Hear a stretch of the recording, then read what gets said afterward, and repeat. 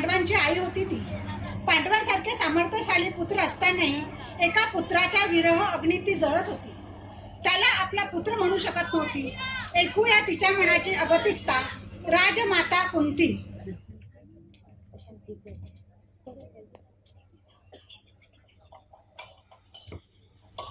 माझ्या पुत्रा कर्णा, अरे आज तुझी काय अवस्था पाहिजे. नीच कुळातला म्हणून तुझा क्षणोक्षणी जीव घेणं अधिक्षेप होतो आहे. कर्णा, तू बलाढ्य शूरवीर असूनही तुला सतत अपमान सहन करावा लागतोय.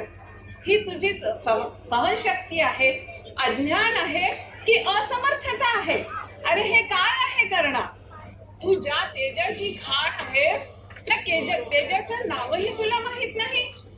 कर्णा, अरे तू कसल्या निसरड्या भूमीवर उभा आहेस याची तुला जाणीव नाही का? कर्णा, तू असा गप्प का?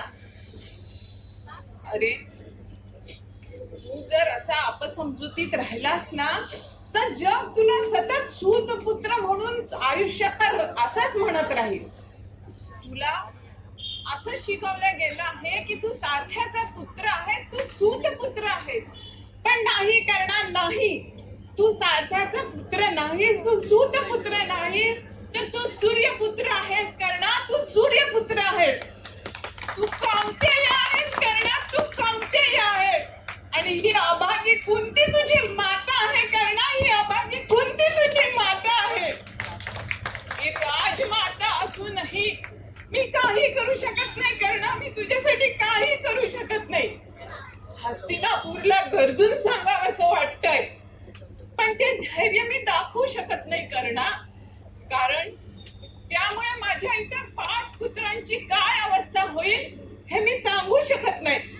पण एवढंच म्हणीन करणार की तू सूर्यपुत्र नाहीस, तू सूर्यपुत्र आहेस. तू कौंतेय आहेस. ही कुंती तुझी माता आहे. करणार ही तुझी कुंती माता आहे.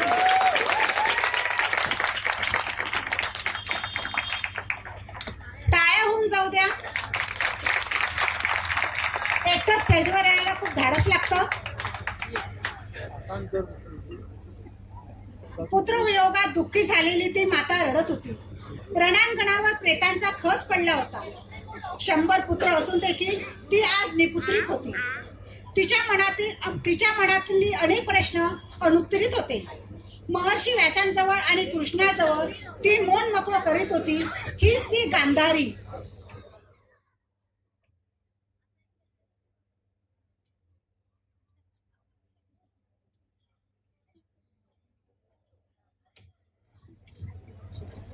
महर्षी, आपण म्हणता ते पटतं मला. माझ्या पुत्रांचे अपराध मला माहिती आहे. त्यांच्या मृत्यूचं मला काही वाटत नाही. पण भीमानं दुर्योधनाला अर्धमान मारलं याचं दुःख होतंय मला. शासनाचा तो रक्तच केला. धर्म पाळायला एक तरी अंधारीची काठी म्हणून ठेवायला हवा होता. हे त्यांनी लक्षात घ्यायला हवं होतं. कुठे गेला तो धर्मराज? कुठे गेला त्याचा धर्म? हे सगळं या सगळ्या दुर्दैवाची विदुरानं मला माहिती दिली होती. पण हा कुलशाप मी टाळू शकली नाही.